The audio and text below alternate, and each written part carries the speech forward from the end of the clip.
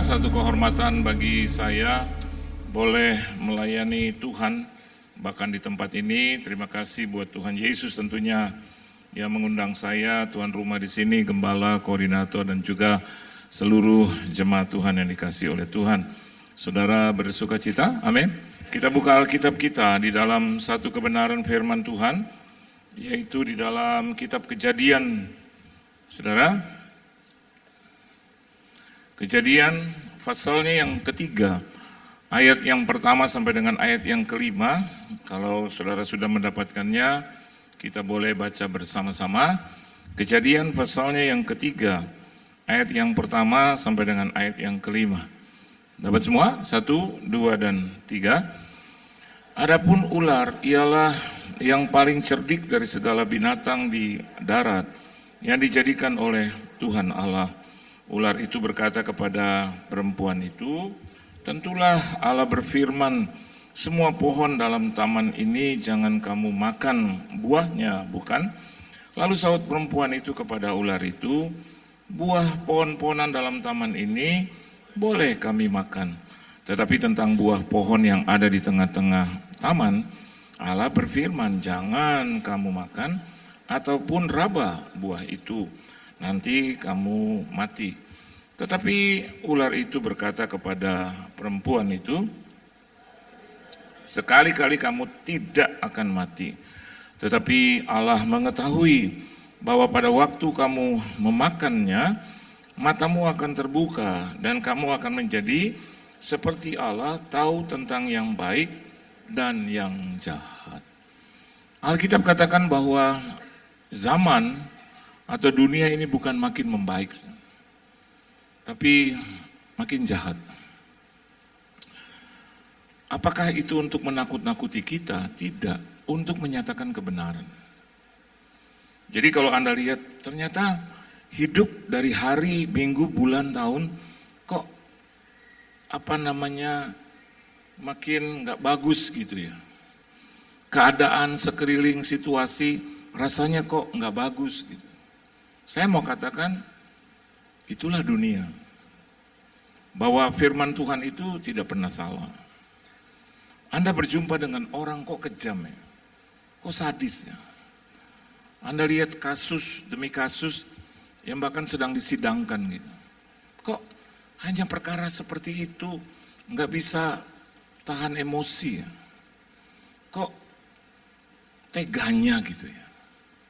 Bahkan Anda boleh bersitegang dengan menyatakan begini, kenapa korbannya Kristen, terus tersangkanya Kristen, terus pesaksinya juga Kristen, terus pengacaranya Kristen, terus hakimnya Kristen, jaksanya Kristen, terus kok Kristen semua? Ya. Dulu rasanya kita suka bingung, nggak ada kok orang Kristen. Tapi hari ini kalau saya ke penjara, saudara, banyak Kristen. Kalau saya tanya, gimana, kenapa bisa masuk sini? Iya Pak, karena melakukan kejahatan. Tahu apa kejahatan? Kadang-kadang dia bilang, saya juga nggak tahu Pak apa. Tiba-tiba uncontrol aja saya. Saya hanya kesel Pak.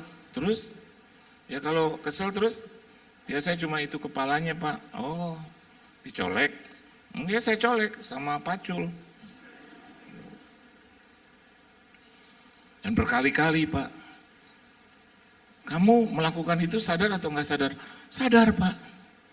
Tapi begitu selesai, baru saya tahu bahwa itu salah. Nangis sejadi-jadinya. Hari ini kita lihat juga bahwa ternyata kita mewarisinya juga dari nenek moyang kita. Dan iblis itu adalah lawan kita yang tidak pernah berubah sampai hari ini. Halo. Ada orang bilang bahwa musuh kita yang terbesar adalah diri kita sendiri. Salah itu. Alkitab katakan lawanmu itu si iblis. Amin. Bukan diri kita, sudah. Karena kita diciptakan oleh Tuhan sempurna gitu. Lawan kita tidak lain dan tidak bukan iblis. Masa orang Kristen liwat di depan kamar anaknya pintu terbuka gitu. Hanya cuman melihat baju yang tersingkap, rok yang tersingkap, dari WC balik lagi, terus dia bisa melakukan sesuatu yang tidak pantas. Iblis itu, saudara. Bukan diri kita, saudara. Saya mau katakan buat Anda, bukan diri kita, iblis itu. Yang masuk, yang menyamar sedemikian rupa, begitu jahat dia. Begitu licik, lihai, pinter dia. Coba kita lihat di ayat yang pertama, Alkitab katakan begini, adapun ular ialah apa, saudara? Yang paling cerdik. Halo? Yang paling cerdik dari segala binatang di darat yang dijadikan oleh Tuhan. Bahkan Tuhan katakan kepada Adam, namanya. Dia nama itu, ya. Dan salah satunya adalah ular itu, saudara. Dan ular adalah binatang yang paling cerdik. Jadi saya juga mau katakan buat saudara hari ini, hati-hati juga dengan kecerdikan kita. Halo. Kadang kita bisa membuat firman Tuhan itu berbalik. Sekarang ada ajaran seperti itu. Saya tidak sebut di gereja mana, tidak. Tapi ajaran itu mulai masuk. Maafkan saya. Oh, kalau kita menikah dengan siapa aja boleh. Yang penting ada kasih di situ. Loh. Alkitab bilang dia menciptakan laki-laki, terus dia ciptakan wanita. Terus jadi sepasang suami istri, bukan yang laki-laki, yang wanita-wanita. Tadi saya ngobrol dengan Mami, mana Mami? Mami adalah orang yang paling terkenal di gereja ini. Ya, Mami, angkat tangan Mi. Mana dia Mami? Oh iya, ya Mi. Orang nggak lihat baru dia berdiri. Dan saya dengar itu, aduh ampun, kesaksian yang dia alami dan dia lihat. Karena dia berkecimpung lama di situ. Tuhan nggak katakan itu, saudara. Tapi ular itu, iblis itu cerdik. Kalau Anda perhatikan, ular adalah binatang yang actually paling indah. Bagaimana Anda bisa melihat kulitnya yang bagus, jalannya juga lenggak-lenggok, berputar, menari ke kanan dan ke kiri, melata sedemikian rupa. But be careful. Bukankah dekat gereja ada juga yang melenggak-lenggok? Halo, kelihatannya mau jatuh tapi nggak jatuh. Kanan, kiri, tegur sapanya juga bagus. Halo, Mas. Mas, sendiri toh. Anda bilang dengan kasar, iya sendiri, emang kenapa? Ada urusan apa dengan lo? Gitu kan? Enggak, cuma tanya. Si Mas. Dia tahu yang mana yang dia harus pegang. Halo? Dia enggak pegang jempolmu, saudara, jempol kaki, karena jauh di bawah. Dia pegang bagian yang paling sensitif, di sekitar perut, pinggang. Hai, kena. Nengok, aduh, biar tua tapi mantep juga nih. Mulailah iblis, cerdik. Dan saya mau katakan buat Anda, hari-hari ini ke depan juga adalah hari-hari yang susah dalam rumah tangga kita. Kesusahan itu terjadi kalau sudah 5 tahun berumah tangga, 10 tahun, 15 tahun, 20 tahun, 30 tahun. Saya sampai hari ini juga harus mengerti istri saya yang saya sudah nikahi 32 tahun. Nggak gampang. Halo. Kadang saya yang harus melenggak-lenggok di depan dia. Sorry, Ma, sorry. Istri saya bilang, ya udahlah, nggak usah sorry. Itu soal kecil kan, sorry. So sorry. Karena saya tahu, bukan dia yang jahat, bukan saya yang jahat. Di antara kita ada iblis yang jahat ini. Dia mau hancurkan kita, saudara. Yang dia mau hancurkan siapa? Hamba-hamba Tuhan. Kepala-kepala. Jadi Anda harus berdoa banyak juga buat gembala sidangmu. Amin. Untuk istrimu, kalau gembala sidangnya nggak kena sama iblis, istrinya diganggu. Kalau istrinya juga kuat, anak-anaknya, saudara. Keponakan, cucu, sepupu, orang tua mereka diganggu sedemikian rupa. Supaya apa? Supaya gereja ini runtuh. Lihat jemaat yang luar biasa. Tepuk tangan untuk jemaat ini. Luar biasa. Yang dulu pertama kali saya melayani nggak sebesar ini. Lihat, sementara Tuhan selalu mengungguli iblis, itu iblis selalu mengintai di sekeliling kita, saudara. Dan dia ada di sini. Anda jangan berpikir bahwa iblis tidak ada di gereja. Dia ada di gereja, saudara. Halo. Dan dia tidak mempertontonkan rupanya, saudara. Tidak. Tapi sifat karakter dia ada di sini. Ada di sini. You must be careful. Dia ada di Taman Eden. Halo. Taman Eden adalah taman di mana Tuhan menempatkan manusia-manusianya di situ. Dia masuk di situ. Anda jangan berpikir ketika ada salib, ada Alkitab, dia tidak berani masuk. Masuk dia, saudara. Ini bukan kayak film, saudara. Tinggal Dracula dikasih lihat salib, terus Dracula lari. Anda boleh pakai kalung 3,5 kilo. Anda boleh pakai itu anting 1,5 kilo. Anda boleh taruh gelang 5 kilo, sehingga akhirnya Anda tenggelam dengan permata Anda. Karena saking beratnya. Dia nggak akan lari. Dia nggak akan lari.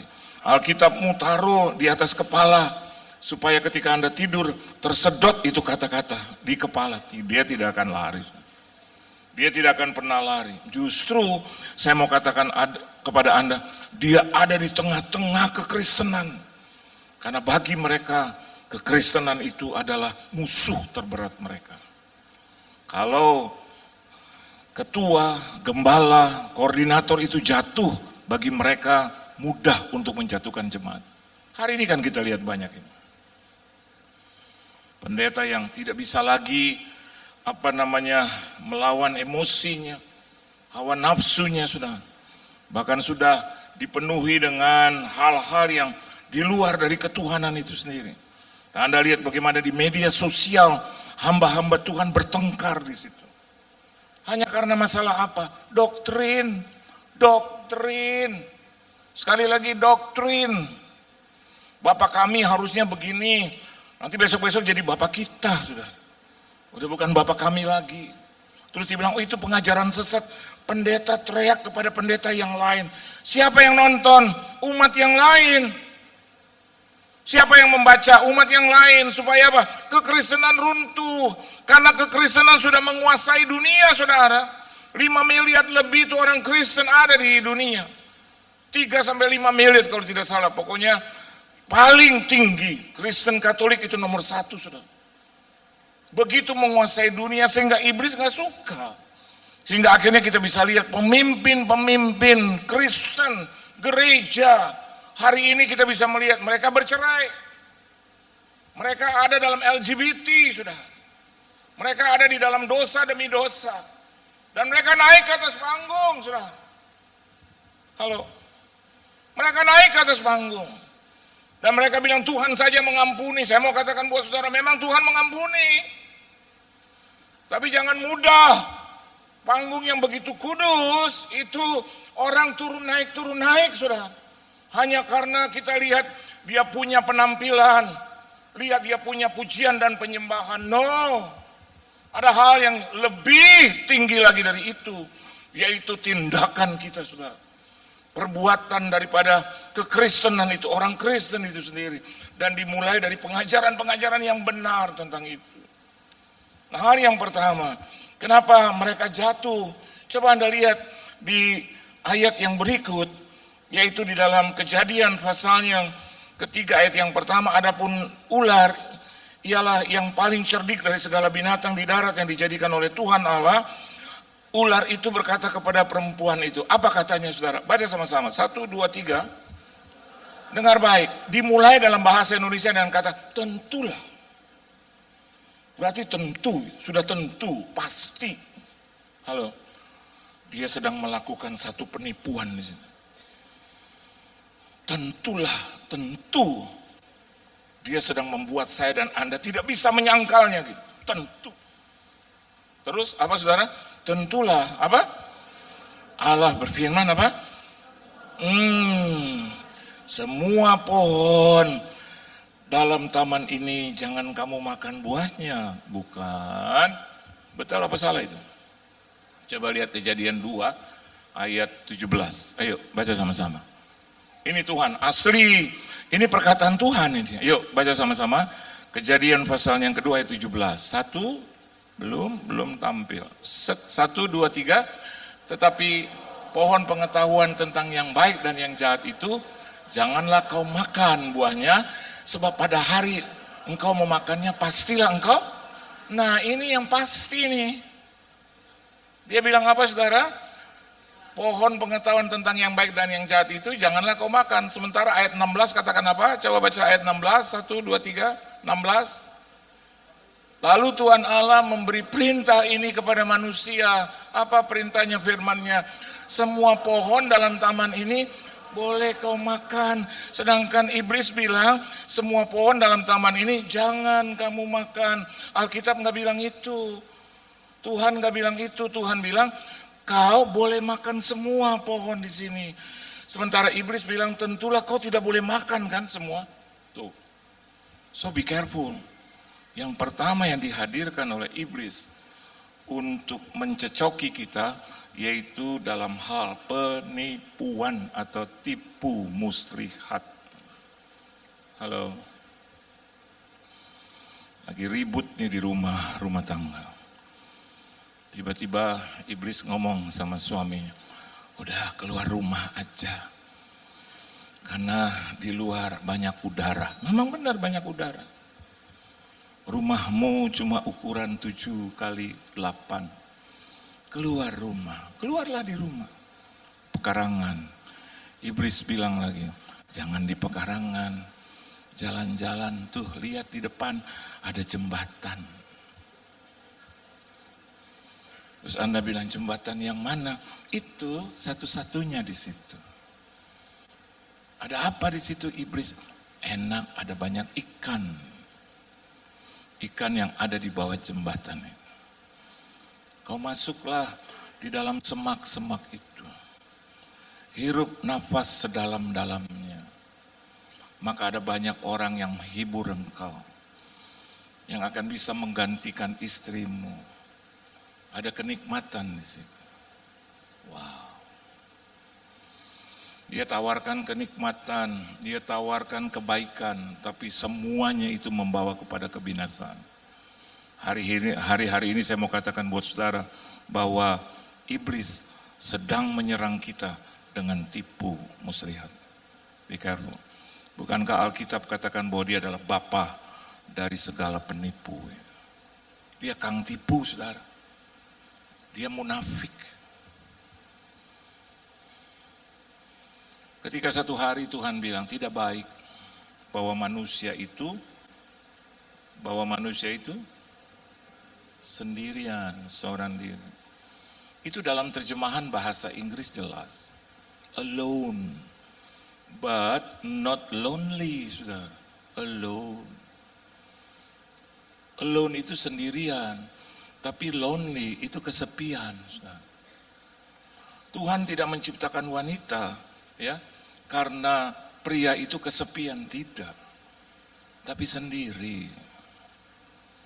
Tuhan ingin menciptakan pribadi yang lain untuk bersama-sama dengan dia, menolong pria itu dalam segala hal, dalam banyak hal. Tapi hari ini kita lihat, being a help berubah menjadi being a supervisor. Halo. Padahal Tuhan bilang a helper, penolong, not a supervisor. Jadi pada saat suami itu menghadapi kesulitan, wanita tidak bisa menjadi supervisor, but a helper, penolong. Saya bisa lihat dalam hidup mama saya. Ketika papa saya kesulitan, dia nggak langsung serta-merta menggantikan, no. Tapi setiap perintah, setiap perkataan dari suaminya dia dengarkan baik-baik. Dan yang tidak bisa dilakukan oleh suaminya dia kerjakan. Dia bilang, saya malu untuk ketemu orang itu. Aku bisa dipukuli, aku bisa masuk penjara. Mama saya tanya, kenapa? Karena aku punya hutang banyak. Dia mau datang sekarang, aku stres berat. Aku kehilangan kepercayaan diri. Dan mama saya bilang, oke, biar aku yang menghadapinya. Dia berhadapan dengan RPK, dulu namanya RPK, Resimen Para Komando Angkatan Darat. Itu datang, saudara. Karena papa saya hutang kepada, bendahara pemegang keuangan dari RPK. Papa saya ambil uangnya dan tidak bayar. RPK ini stres, dia panggil anak buahnya yang lain. Turun. Saudara tahu yang menghadapinya? Mama saya. Mama saya bicara, dia bilang papa saya, suami saya ada dalam keadaan sakit, lemah. Apa yang saya bisa lakukan? Dia hanya seorang perempuan, tapi dia tahu, dia diciptakan Tuhan untuk menolong suaminya. Mama saya dibentak habis, dicaci maki. Maaf kata, semua kata-kata binatang keluar. Dia terima itu. Dia hanya bilang, memang suami saya salah. Dan saya bermaksud untuk menolongnya. Dan kalau Anda ingin mengejar suami saya, biarlah Anda mengejar saya terlebih dahulu. Wow.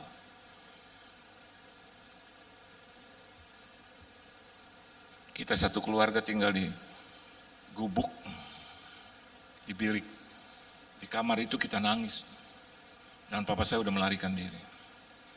Mama saya bilang, selama saya bisa bantu, saya akan bantu. Saya akan berdiri bersama-sama dengan dia. Kalau dia salah, ampuni. Dan kalau tidak terima maaf saya, maka saya juga akan berjanji. Saya bisa mewakili dia untuk membayar. Saya akan jual pakaian saya. Saya akan jual perhiasan saya. Saya akan jual apa yang ada. Tapi saya tidak bisa jual rumah ini, karena rumah ini kontrak. Kita lihat ini, saya bilang, Mom, one day something happen, a blessing, a great blessing, turun di hidupku. Orang yang pertama yang aku akan berkati adalah ibu saya. Saya bilang, great, luar biasa. Saya menikah dengan istri saya bilang, kau harus belajar dari mama saya. Bagaimana menjadi seorang penolong. Papa saya, aduh sudah betul-betul saya harus akui, nggak beres. Mama saya, dia terlibat dengan wanita lain. Mama saya tidak pernah minta cerai sama dia. Dia bilang, saya ditakdirkan untuk mendampingi engkau. Saya bukan ditakdirkan untuk menanggung dosamu, tapi aku ditakdirkan untuk menjadi penolong atas engkau. Dia nggak benci papa saya. Papa saya nggak pernah menikah lagi, hanya satu perempuan di hidup. Hanya mama saya. Mama saya dipukul oleh papa saya. Mama saya nggak pernah keluar rumah. Dia tetap bertahan. Seluruh anak-anak sudah besar bilang, Ma, ceraikan papa. Dia bilang, no. Di bumi mungkin bisa dipisahkan, tapi di surga itu harus satu. Oleh sebab itu, di bumi menentukan di surga. Mama nggak mau cerai. Karena bagi mama, dia adalah suami mama. Dan bagi kalian, kalian nggak boleh benci dia. Karena dia adalah ayah kandung. Top. Saya dengar itu.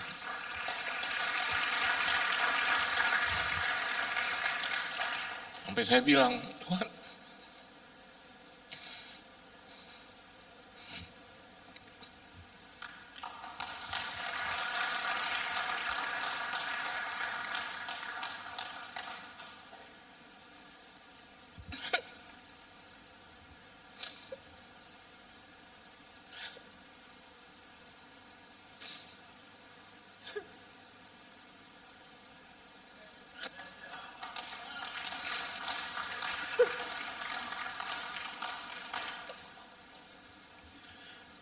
ini harapan.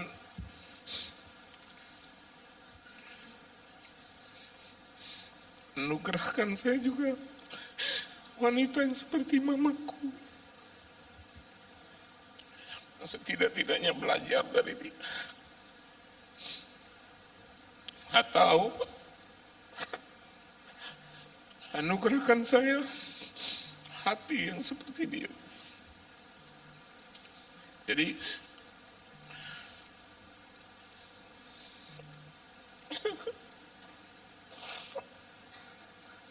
kalau saya juga banyak mengalah dalam banyak hal, karena saya lihat contoh yang baik. Dipukul berdarah, sampai copot dia punya gigi, nggak pernah balas. Dia mendoakan suami, keren. 2 tahun belum papa saya meninggal, papa saya berubah, totally berubah. Dan dia selalu bilang kepada anak-anaknya, jangan pernah menyakiti mama, because she is my angel. Dia adalah malaikatku. Dia ganteng, cakep, keren, kaya, tapi nggak ada perempuan lain yang bisa menggantikan ibu saya. Dia selalu pulang ke rumah, karena dia bilang, kalau papa pulang ke rumah, papa dapat cinta, papa dapat kasih yang sebenarnya. Saya tutup firman Tuhan. Ayo, 1 Korintus pasal yang ke-10 ayat 13, katakan bahwa pencobaan-pencobaan itu biasa. Tidak akan pernah melebihi kemampuan kita. Amin, saudara. Karena Tuhan akan berikan jalan keluar, kata. Coba kita baca. Tuh, lihat. Pencobaan-pencobaan yang kamu alami. Ya. Pencobaan-pencobaan yang tidak melebihi kekuatan manusia. Sebab Allah setia. Dan karena itu ia tidak akan membiarkan kamu dicobai melampaui kekuatan. Ada waktu kamu dicobai, ia akan memberikan kepadamu jalan keluar sehingga kamu dapat menanggungnya. Beri tepuk tangan yang meriah buat Tuhan kita yang baik. Tunduk kepala kita doa. Kami selalu berpikir bahwa persoalan kami berat. Selalu kami berkata bahwa kami tidak kuat menanggungnya. Kami lupa kami punya Tuhan yang kuat, Tuhan yang sempurna. Dan yang terpenting, Dia selalu memberikan jalan keluar. Dan Dia memberikan kekuatan supaya kita dapat menanggungnya. Oleh sebab itu, hari ini kami mau berkata kepadamu Tuhan, bahwa tidak ada yang berat, karena yang berat sudah Engkau tanggung, karena yang sulit sudah Engkau tanggung, sudah Engkau selesaikan sedemikian rupa. Kekuatan itu yang membuat kami kuat. Contoh hidupmu Tuhan yang membuat kami mampu.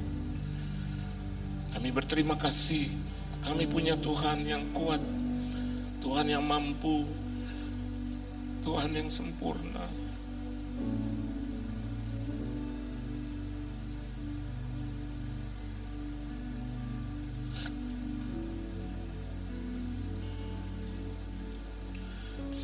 Ajar kami untuk tetap kuat sampai hari kedatangan-Mu.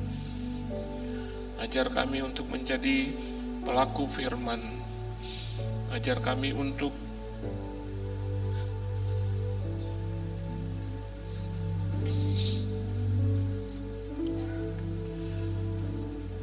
pribadi yang mencintai Tuhan, pribadi yang mau tetap bersama dengan Tuhan, pribadi yang setia, pribadi yang taat, pribadi yang tidak mudah ditipu daya oleh kuasa kegelapan itu. Kami mau jadi terang, kami mau menjadi anak-Mu yang sesungguhnya. Berkati gereja-Mu di sini Tuhan, berkati seluruh jemaat-Mu, umat-Mu, anak-anak-Mu di sini. Berkati keturunan mereka Tuhan, berkati rumah tangga mereka, berkati kesehatan mereka, keuangan mereka Engkau berkati. Engkau berkati pelayanan mereka, gereja mereka. Engkau berkati apa saja yang mereka kerjakan, boleh berhasil, beruntung, dan diberkati oleh Tuhan. Terima kasih Tuhan Yesus. Biarlah ibadah ini menyenangkan hati Tuhan. Biarlah kehadiran kami di sini menyukacitakan hati Tuhan. Di dalam nama Tuhan Yesus Kristus, kami sudah berdoa, mengucap syukur dan berterima kasih. Haleluya. Amin. Tuhan Yesus memberkati saudara.